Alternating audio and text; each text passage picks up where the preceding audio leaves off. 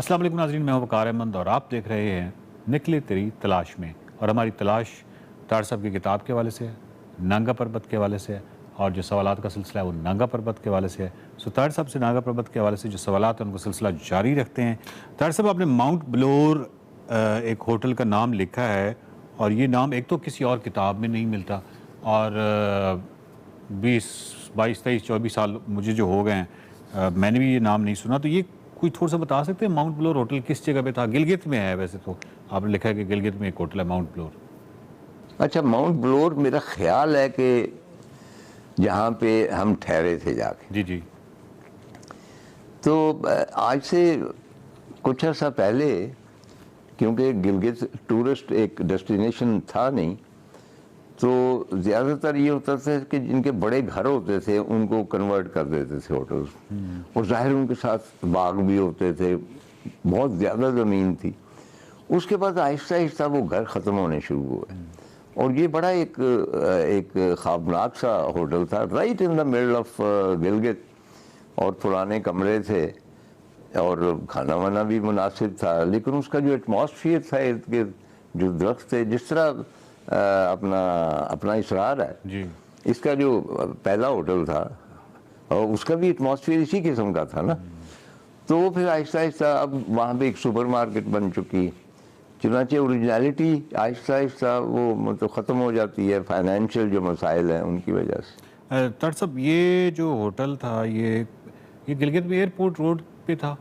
मुझे अब याद नहीं, बहुत दूर नहीं था। ठीक ठीक। अगर किसी को नाजरीन में से जो देख रहे हैं उनको इस होटल के हवाले से मालूम हो कि माउंट ब्लोर होटल जो है ये कहाँ हुआ करता था, तो ज़रूर बताइएगा, ताकि थोड़ा सा हमें आइडिया हो कि तार साहब की इस किताब में जिस होटल का क्योंकि जनरली जितने भी तार साहब की किताबों में लैंडमार्क्स हैं वो मिल जाते हैं, इसमें कोई अभी कोई बहुत दूर की बात है नहीं, लेकिन सिर्फ रिकॉर्ड की दुरुस्तगी या क्या कहते हैं हिस्ट्री के लिए या नॉलेज के लिए, इल्म के लिए अगर किसी को मालूम हो तो वो ज़रूर बताइएगा कि माउंट ब्लोर होटल जो है वो कहाँ पे है।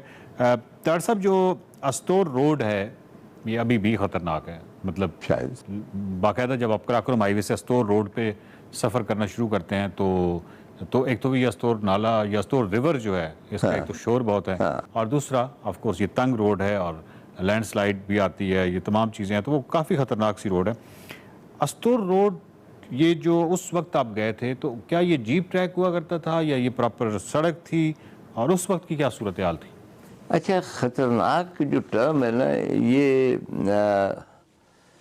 एक मतलब ये डिपेंड करता है कि आपको किस नुक्ता नज़र से देखते हैं। अगर तो आप पहली मरतबा कोई सफ़र इस किस्म का कर रहे थे तो वो तो मौत का सफ़र होता है। लेकिन आप ये देखिए कि स्टोर के रहने वाले उसके ऊपर ही सफ़र करते आए, और स्टोर रोड पे एवरेज एक्सीडेंट की कम है जो वहाँ पे हैपन होते हैं। और ख़तरनाक एज सच मैं उसे नहीं कहूँगा, नीचे नाला है, ये है कि भाई अगर आप वहाँ से जाते हैं नीचे तो काम तमाम हो जाता है, और ये तमाम माउंटेन रोड्स के साथ होता है। और दूसरी बात, जो अहम बात मैं आपको बता दूँ कि ठीक है वहाँ एक्सीडेंट होते रहते हैं, शारा रेशम पे भी होते हैं, अपने कराकोरम पे भी, लेकिन अगर आप अपने जो हाईवेज उनकी एवरेज निकालें तो माउंटेन्स में कम एक्सीडेंट हो। जी ठीक। क्योंकि माउंटेन ड्राइवर को भी ये पता होता है कि मैं अगर ज़रा सी गलती करूँगा तो मैं नीचे जाऊँगा, वो रिलैक्स नहीं करता। तो स्टोर रोड, वो रोड टू स्टोर हमने चकोर बेशुमार देखे, कच्ची पक्की सड़क थी, लेकिन जीप उसके साथ ऊपर आसानी से चलती थी। रास्ते में लैंडस्लाइड्स भी हुई जो सारी को रिमूव कर देते।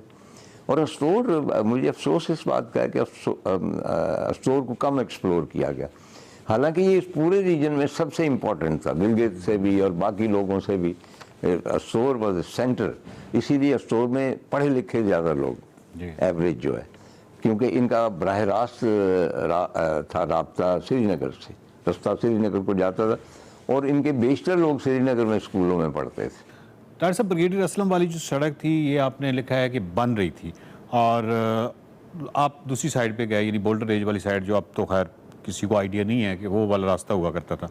तो मैं ये चाहता हूँ कि ये थोड़ा सा बता दें लोगों को, क्योंकि जनरली अभी हमारी लोग बहुत ज़्यादा फेरी मेडोज़ जाते हैं। सिर्फ मालूमात के लिए, एक इल्म के लिए लोगों को बता दीजिए कि ये जो दूसरी तरफ का जो रास्ता था वो क्या था। मैं पहले भी शायद तज़किरा कर चुका हूँ कि कॉन्क्वेस्ट ऑफ नांगा पर्वत पे जब हरमन बोल द फर्स्ट पर्सन जर्मन, तो हरमन बोल की किताब है जो उसने कॉन्क्वेस्ट ऑफ नांगा पर्वत के बाद लिखी, तो मुझे चूँकि शौक़ था पहाड़ों का, तो वो मैंने उस ज़माने में पढ़ी। तो वो भी और उसकी पूरी एक्सपीडिशन जो थी वो इधर बोल्डर रिज की तरफ से ही गई। मुझे इसका नाम नहीं पता था कि इसका नाम क्या है, लोकल कोई नाम होगा कोई, लेकिन मुझे नहीं पता है।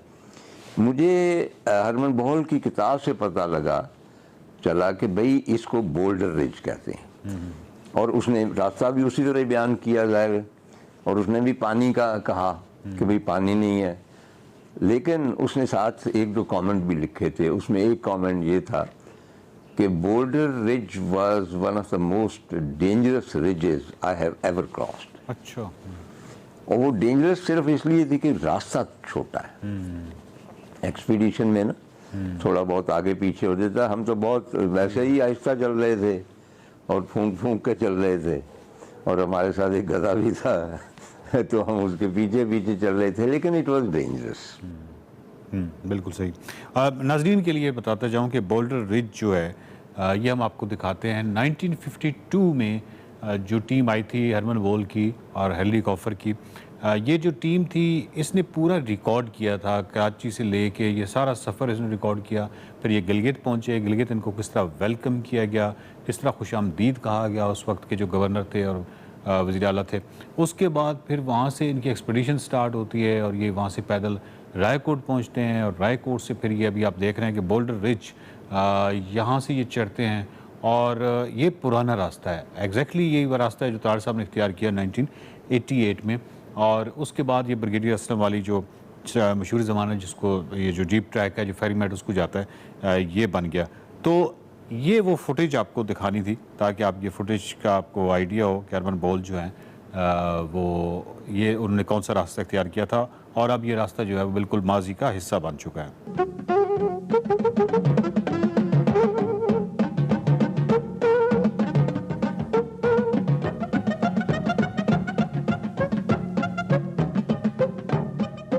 तार साहब, ब्रिगेडियर असलम जो थे वो जब रास्ता बना रहे थे तो आपने वैसे वो रास्ता अगर इख्तियार करते तो ये बोल्डर रेंज और सारी इससे जान छुड़ाई नहीं जा सकती थी, मतलब उस वक्त जबकि वो रास्ता बन गया था और उस साइड से अगर आप फेरी मेडोज़ को अप्रोच करते? वो जब हम बोल्डर रिज की टॉप पे थे जी जी, तो हमने एक दो धमाके सुने।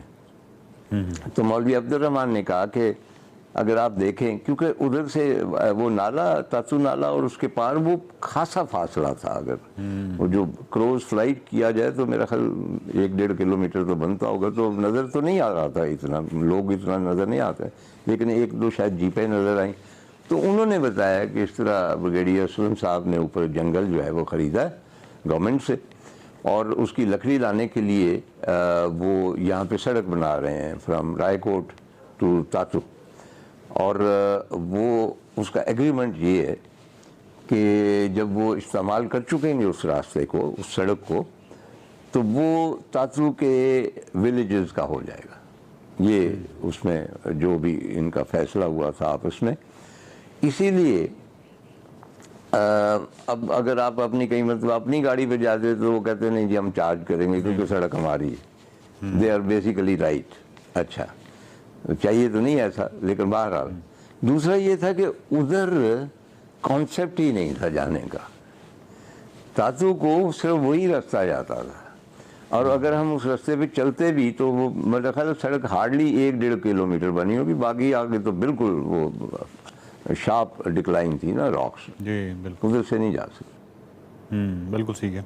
तार साहब, अगर जो स्केल है पहाड़ों का, जो स्केल है, और स्पेशली जो गिलगित बल्तिस्तान में जो पहाड़ों का स्केल है, वो स्केल समझाने के लिए ऑफ कोर्स फोटोग्राफर्स को भी एक दिक्कत पेश आती है, लेकिन क्रिएटिव जो फोटोग्राफर्स हैं या क्रिएटिव लोग जो हैं वो उसको दिखा पाते हैं जब वो स्केल के साथ किसी और चीज़ को, ऐसी चीज़ को रद्दी करते हैं ह्यूमन एलिमेंट को या कोई एनिमल को या किसी चीज़ को, तो एक्चुअली थोड़ा सा आपको आइडिया होता है कि ये कितना बड़ा स्केल है। अदरवाइज एक तस्वीर में आपको आइडिया नहीं होता। तो आपकी एक तस्वीर थी और आपने उस पर एक चैप्टर भी लिखा है अपनी किताब में, आओ गधा तलाश करें।